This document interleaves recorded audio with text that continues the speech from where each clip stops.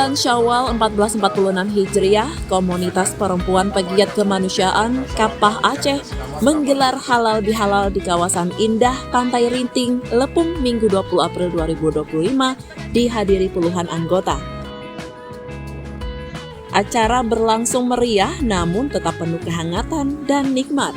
Dalam sambutannya, pendiri Kapah Aceh Yusri VST menyampaikan apresiasi mendalam atas dedikasi para perempuan tangguh yang telah bergerak aktif dalam kegiatan sosial dan kemanusiaan, khususnya di Aceh Besar dan Banda Aceh. Alhamdulillah, acara Kapah hari ini adalah acara perkumpulan sekalian halal bihalal karena masih di bulan Syawal. Selanjutnya Kapah masih saling mempererat tali silaturahmi. Dan untuk hari ini dan selanjutnya semoga Kapah bisa berjaya dan sukses selalu. Sementara itu, Ketua Umum Kapah Aceh Nur Laila mengajak seluruh anggota untuk terus menjaga kekompakan dan memperluas jaringan. Harapannya semakin banyak perempuan Aceh yang tergerak bergabung dan turut berkontribusi.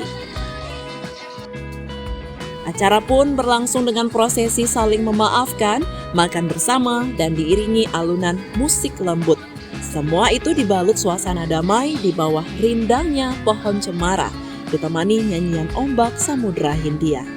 Dari Aceh Besar, Kanal Inspirasi TV melaporkan.